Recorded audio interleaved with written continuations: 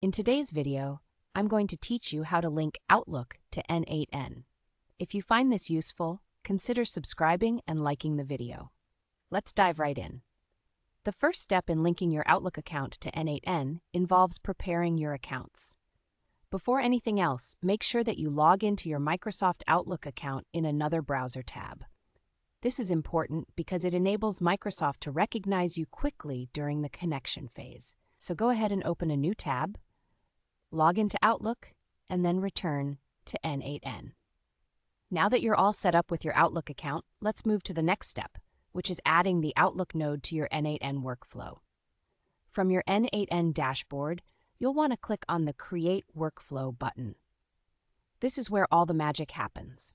Once your workflow is open, the first thing you'll need to do is add a manual trigger. After you've done that, look for the plus button in your workflow, click it, and a search box will appear.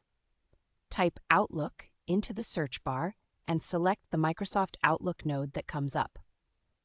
Once you've added that node, you'll need to choose any initial action to open up the node's settings panel.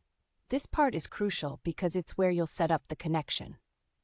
Take a moment to navigate through the settings that pop up in the panel.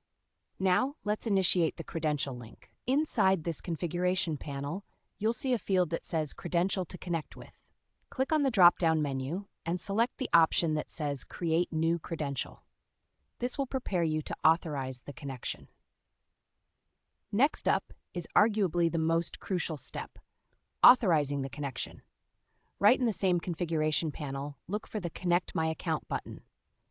Click on that, and what will happen is a separate Microsoft window will pop up. This window will display a list of the permissions that n8n is requesting, things like reading emails or managing your calendar. It's really important to review these details carefully. Once you've done that and you feel comfortable with the permissions being requested, go ahead and click the Accept button. And that's it. You've just linked your Outlook account to n8n. You'll now be able to kickstart automating various tasks and flows involving your emails or calendar events.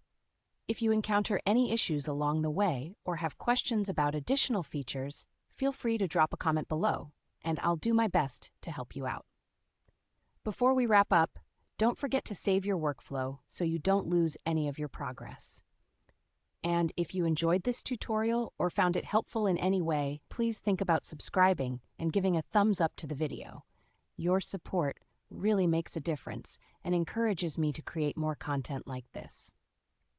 Thanks for watching. Happy automating with Outlook and n8n.